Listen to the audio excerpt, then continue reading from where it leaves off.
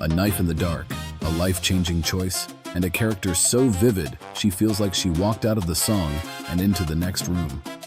Welcome to Music Storytime, where we gently kidnap your algorithm and introduce it to better taste and music. Enjoy the background music in the free usage playlist, you dirty scoundrels. Now continuing today's focus music band, Rubén Blades. That is Rubén Blades territory, where salsa does not just dance, it narrates. Stay with this, because the story fire here is real. This is rhythm with plot, brass with consequence, and just enough hullabaloo in the arrangement to make the whole city feel like it is eavesdropping.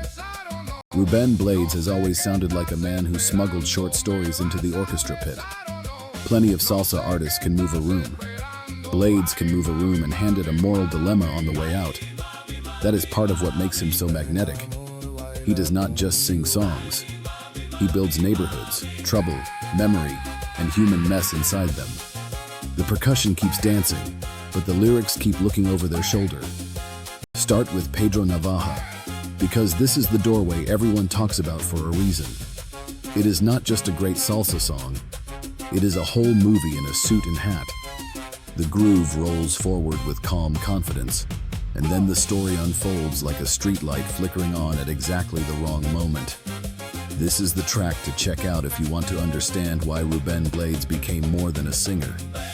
He became a storyteller people quoted, argued about, and replayed to catch the details.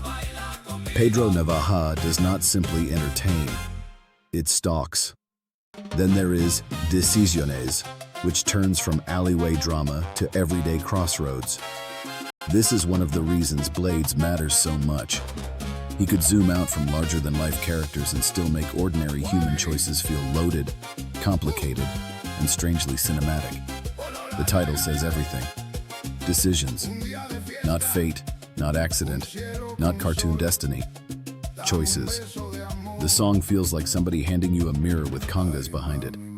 If Pedro Navaja is the night story everyone whispers about, Decisiones is the morning after, when people have to live with what they chose. And then Paula C, which gives the set a closer frame. This is where Blades reminds you he can do intimacy without losing any mystery. He does not need only public chaos and street corner mythology. He can also focus in, let character and mood do the heavy lifting, and make a personal song feel just as alive as a citywide one. That range is part of the thrill. One minute he is writing salsa noir, the next he is sketching emotion with the same precise hand.